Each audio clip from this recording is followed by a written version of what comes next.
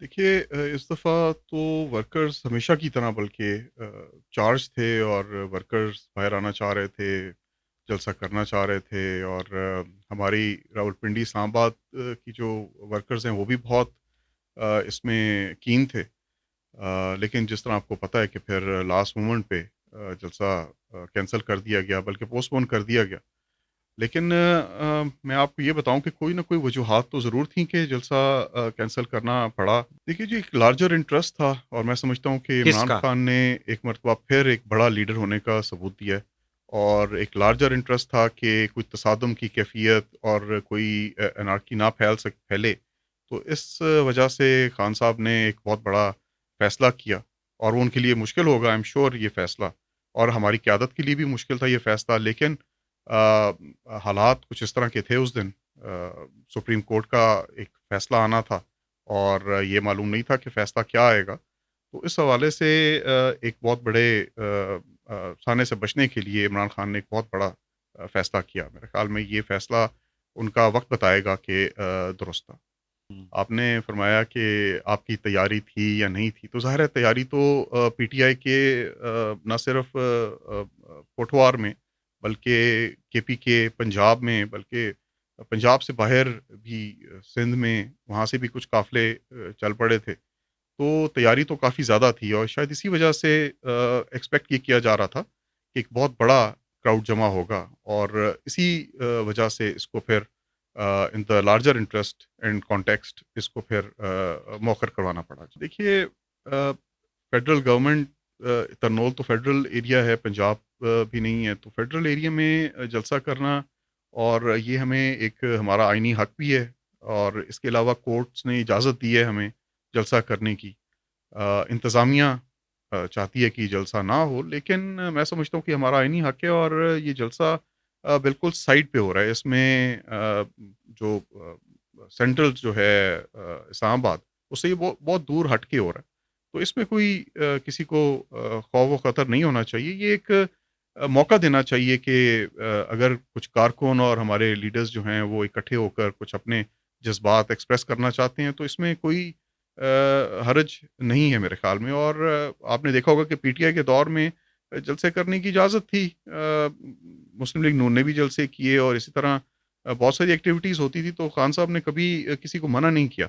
तो इस मर्तबा मैं समझता हूँ कि चूँकि गवर्नमेंट हमारी कमज़ोर फुटिंग पे है, उनको डर है, खौफ़ है कि हमारा कहीं बिस्तर गोल ना हो जाए, तो ज़रूरत से ज़्यादा डर रहे हैं जी वो लोग। इस वक़्त जो पीटीआई की जो फॉलोइंग है वो सारी यंग लोगों पर मुश्तमिल है। बहुत ज़्यादा यंग क्राउड जो है वो यूथ जो बल्ज है बेसिकली आपको ऑलरेडी पता होगा कि एक यूथ बल्ज चल रहा है इस वक़्त पाकिस्तान में और यूथ नौजवान अपने हक लेने के लिए और अपनी जो एक्सप्रेशंस हैं अपने उसको वेनम आउट करने के लिए वो तैयार बैठे हैं और उनको इतने लंबी चौड़ी डेट्स की ज़रूरत नहीं होती। हुँ, हुँ। 2-3 रोज़ आर मोर देन इनफ उनकी तैयारी और उनके इकट्ठे होने के लिए। तो पीटीआई के अंदर जो यंग लोग हैं मैं समझता हूँ कि वो भी और जो मैच्योर हैं सियासतदान वो भी तैयार बैठे हुए हैं। 2-3 रोज़ का नोटिस काफ़ी होता है। अभी बहुत दिन पड़े हुए हैं। इंशाअल्लाह भरपूर तैयारी की जाएगी और जब इमरान खान कॉल देगा तो उसके बाद आप देखेंगे कि एक भरपूर जलसा होगा।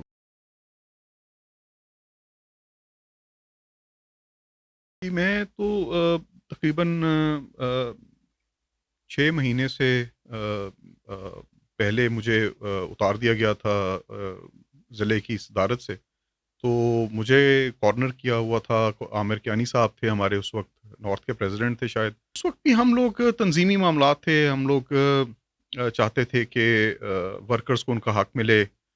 जब वीआईपीज़ आएँ तो हमें इत्तला होनी चाहिए। उस वक़्त बज़दार साहब से हम मैं आज तक नहीं मिल सका बज़दार से कभी और मुझे ख़्वाहिश भी नहीं थी। लेकिन बहुत से हमारे लोग थे जो कहते हुँ। थे कि जी वर्कर्स कहते थे कि जी हमारी गवर्नमेंट है तो हमें चीफ़ एक मिनिस्टर से जी मुलाकात। Chief minister, governor even Khan साहब ज़ाती तौर पे कभी भी ख़्वाहिश नहीं रही बड़े-बड़े लोगों से मिलने की और तस्वीर बनाने की। लेकिन हुँ। बहरहाल उस वक़्त कुछ इख्तिलाफ़ात इस किस्म के थे। आमिर कियानी साहब हमारे उस वक़्त थे। प्रेसिडेंट थे मेरे ख़्याल में नॉर्थ, और सदाकत अब्बासी साहब भी थे हमारे साथ, तो भाई हैं हमारे वो, लेकिन उस वक़्त कुछ डिफरेंसेस पैदा हो गए। तो हुँ, इन दिनों में मैं बाहर था, बाहर के मुल्क में था।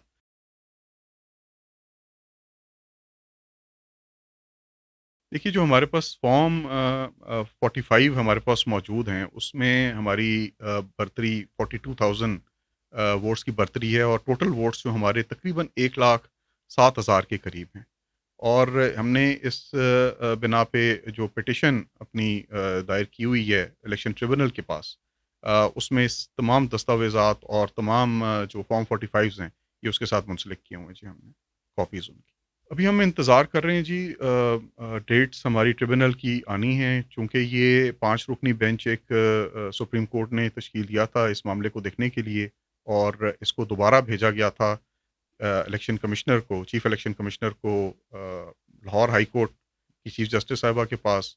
तो उसका हम वेट कर रहे हैं कि उनका फ़ैसला आ जाए, और फिर ट्रिब्यूनल्स जो हैं वो डेट्स दे दें हमें। अभी कानून साज़ी एक फ्रेम की जाए इस तरीके से कि वो अपनी गवर्नमेंट को बेनिफिट देने के लिए, और वो आइन की रूह के खिलाफ हो। तो उस जो अमेंडमेंट तो ये है भी नहीं है, ये तो कर भी नहीं सकते, इनके पास हुँ, अभी 2 तिहाई नहीं है अक्सरियत। देखिए, इस वक़्त कोर्ट्स जो हैं, जजेस जो हैं, ज़ाहिर है उनका ज़मीर है, उनके पास एक पावर्स हैं, और सबसे बड़ी बात ये कि वो आइन के मुहाफ़िज़ हैं वो लोग। तो हमें डेफ़िनेटली कोर्ट्स में जाते हैं, और वहाँ से रिलीफ़ भी मिली है हमें, और शायद यही वजह है कि हमें उम्मीद भी है कि पाकिस्तान में आइन की बालादस्ती कायम रहेगी।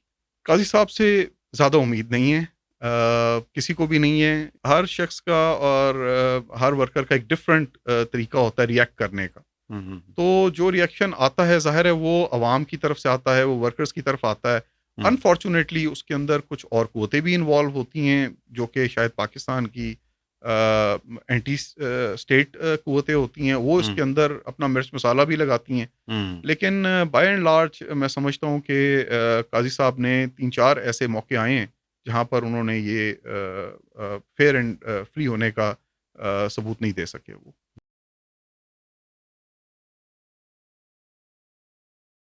मैं ये समझता हूँ कि आइन और कानून की बालादस्ती के बगैर पाकिस्तान आगे नहीं चल सकता, हुँ, और अगर फुल बेंच सुप्रीम कोर्ट का, यानी कि उसके बाद फिर अल्लाह ताला की जो अदालत है, जो लगेगी महशर के दिन, वो रह जाती है। हुँ, अदरवाइज़ पाकिस्तान के आइन और कानून के हवाले से तो इससे आगे कोई और चीज़ है नहीं है। इसको हुँ, मनोवन तस्लीम ना करना, और इसमें बार-बार इसके अंदर चीज़ें निकालना, और इसके अंदर नुक्ते निकालना, और इसको ट्रूली इसको फ़ॉलो ना करना, मैं समझता हूँ कि ये एक बहुत बड़ी ज़्यादती है, इस मुल्क के साथ ज़्यादती है, और आइन के साथ ज़्यादती है ये। मेरे ख़्याल में फ़ोन ज़्यादा ख़तरनाक होता है, अच्छा, पुलिस जो है वो चल जाता है उससे काम, क्योंकि अच्छा, पुलिस पंजाब पुलिस है, और भाई बंदे हैं सब बैठे हुए वहाँ पर भी हमारे।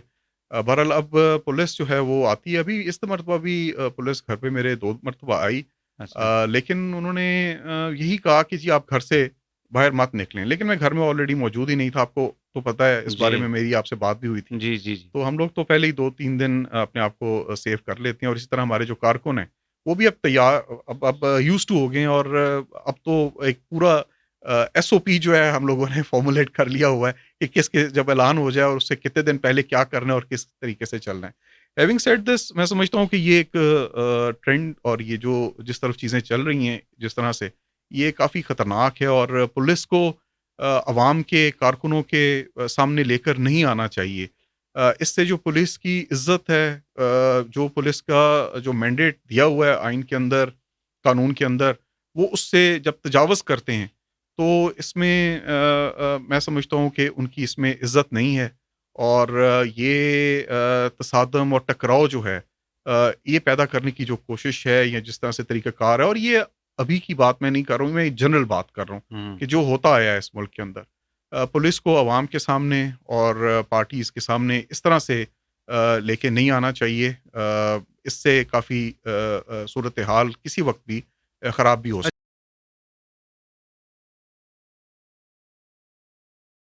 जी, आपने बिल्कुल दुरुस्त निशानदेही की है, और हमें इससे सबक भी सीखना चाहिए। देखिए, पीटीआई का जो दौर रहा 3 साढ़े 3 साल का, बड़ा छोटा-सा दौरानिया था और पहली बार हुकूमत मिली थी। कुछ गलतियाँ इसमें हुई होंगी, मैं ऐसे नहीं कहता कि बहुत कोई हमने कोई टॉप परफ़ॉर्मेंस उस लिहाज से हमने ऐसे की है। परफ़ॉर्मेंस अगर दी है तो वो इमरान खान के विज़न ने दी है। जिस तरह से उन्होंने डैम्स के लिए एक हंगामी बेसिस पे बिजली की कीमत को कम करने के लिए डैम्स उन्होंने बेतहाशा शुरू करवाए। ये ऑन रिकॉर्ड है ये सब चीज़ें। और असास प्रोग्राम जो है वो हर आदमी के लिए यकसां उन्होंने प्रोवाइड हुँ। किया। इस तरह की चीज़ें तो मैं समझता हूँ कि कुछ गलतियाँ भी हुई होंगी, कुछ खामियाँ भी थी हमारी गवर्नमेंट में।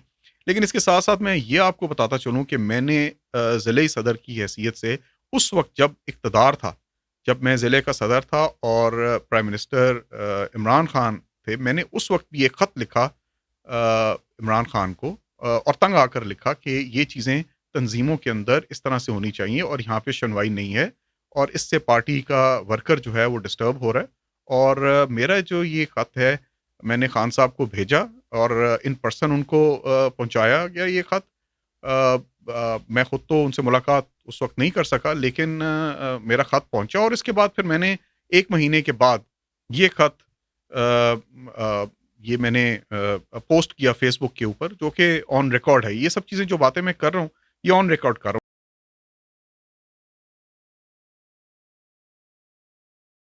ये सवाल मेरे लिए काफ़ी डाइजेस्ट करना मुश्किल है, इस वजह से कि खान साहब ने जो भी बातें की हैं, अगर वो आप साइफ़र को ही सिर्फ़ देख लें, तो साइफ़र का फ़ैसला तो अदालत से आ चुका है। और खान साहब ने क्या ऐसी बात कह दी, क्या हमारे मुल्क में आप तारीख़ ज़ाहिर है पढ़ते होंगे, आप देखेंगे तारीख़ में कि उन सफ़ों के ऊपर ये लिखा हुआ है कि हमारे यहाँ इंटरवेंशंस फ़ौरन होती रही हैं और हमारे मुल्क की जो असल मंज़िल है, उससे हटाने की हर 5-6 साल के बाद इसकी भरपूर कोशिश की गई है। और उसकी वजह से हमारे यहाँ बहुत बड़े-बड़े अलमिए भी हुए हैं, बहुत बड़े-बड़े नुकसानात हुए हैं हमारे मुल्क को। तो साइफ़र तो सेल्फ एक्सप्लेनेटरी है और सबसे बड़ी बात ये कि अदालतों ने तो इसको बिल्कुल रिजेक्ट करके रख दिया। इसी तरह अगर आप किसी और केस का भी देखेंगे तो देखें, तोशाखाना जो है। तोशाखाना का केस तो कोई मान ही नहीं रखता। अ, आप अगर तोशाखाना में अगर आपने पकड़ना है तो सबको पकड़ लें।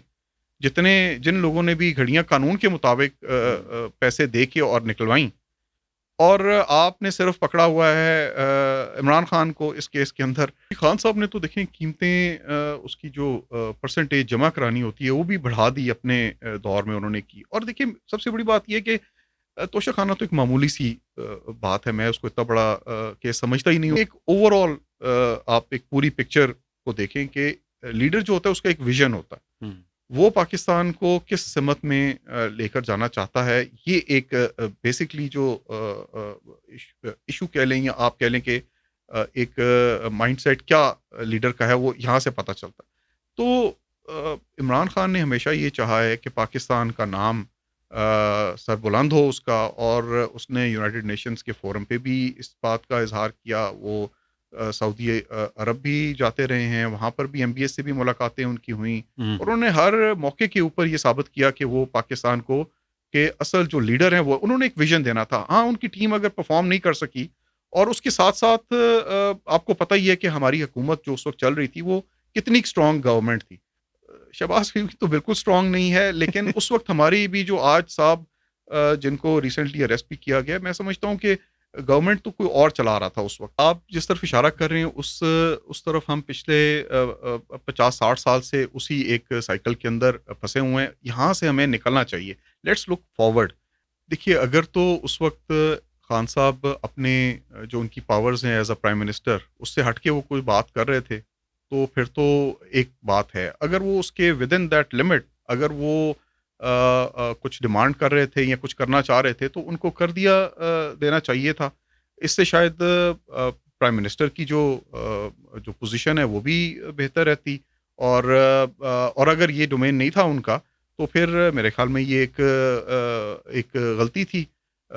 लेकिन मैं समझता हूँ कि खान साहब ने जो कुछ भी किया in the larger interest of Pakistan किया कि कंटिन्यूटी ऑफ पॉलिसीज़। उस वक़्त आपको याद होगा कि हमारे साथ अफ़गानिस्तान में जो मामलात चल रहे थे, अमेरिकन्स उस वक़्त निकल रहे थे और वो चीज़ें चल रही थीं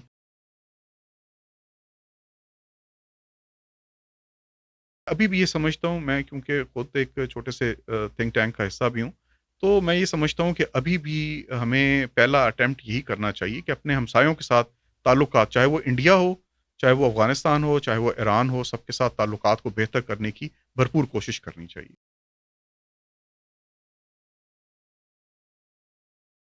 نہیں، یہ قطعاً بھی ممکن نہیں ہے۔ یہ قطعاً یہ پاسبل ہی نہیں ہے، کیونکہ عمران خان کے بعد کوئی ایسا لیڈر پارٹی کے اندر موجود نہیں ہے جو خان کے نزدیک بھی ہو، اور جو یوتھ ہے، نوجوان ہیں جو پاکستان کی میجورٹی ہے جو، وہ عمران خان کو اپنا لیڈر سمجھتی ہے۔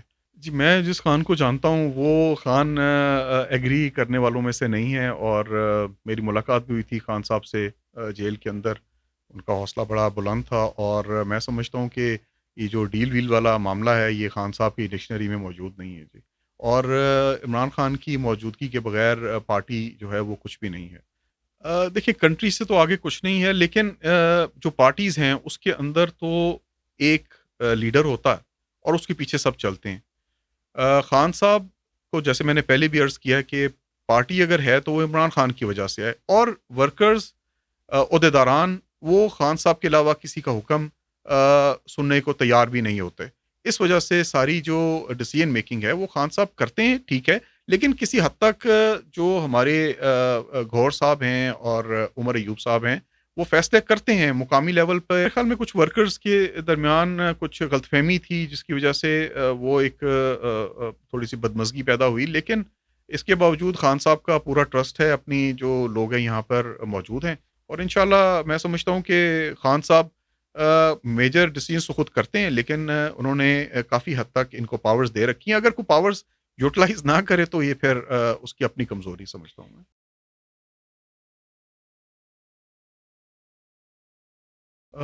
دیکھیں، یہ تو بڑا مشکل سوال آپ نے پوچھ دیا ہے، اور بڑا آسان بھی ہے ایٹ دا سیم ٹائم۔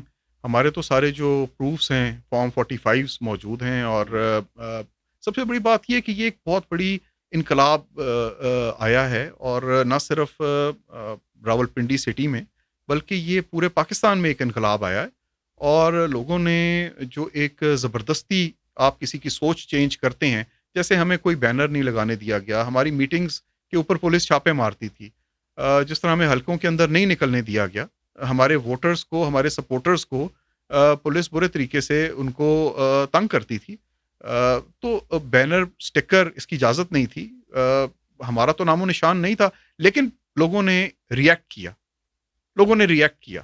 یہ ایک بہت بڑی چینج ہے، یہ بہت بڑا انقلاب ہے، اور اس انقلاب کو سمجھنے والوں کو سمجھنا چاہیے کہ اس کو پازیٹیولی دیکھنا چاہیے۔ ٹھیک ہے۔ اس جو ایک یونیفارمٹی ہے پورے پاکستان کے اندر، اس کو ساتھ لے کر اگر چلا جائے تو بہت سے ڈیسیجنز کرنے ہیں پاکستان نے، جو کہ مشکل ڈیسیجنز بھی ہو سکتے ہیں اور کچھ بڑے ڈیسیجنز بھی ہو سکتے ہیں۔ تو اس وقت اس جو یونٹی ہے اس کو استعمال کرتے ہوئے آگے کی طرف سوچنا چاہیے۔ پیچھے اگر مڑ کے ہم دیکھیں گے تو ہماری تاریخ کچھ اچھا بیان نہیں کرے گی ہم سب کے متعلق۔ تو آگے کی طرف دیکھنا چاہیے، اور پاکستان کے اندر جتنا اتحاد ہے کم از کم عمران خان کی حد تک اس کو پازیٹیولی لے کے اور پاکستان کی بہتری کے لیے استعمال کرنا چاہیے، اور یہی پازیٹیو سیاست ہوگی۔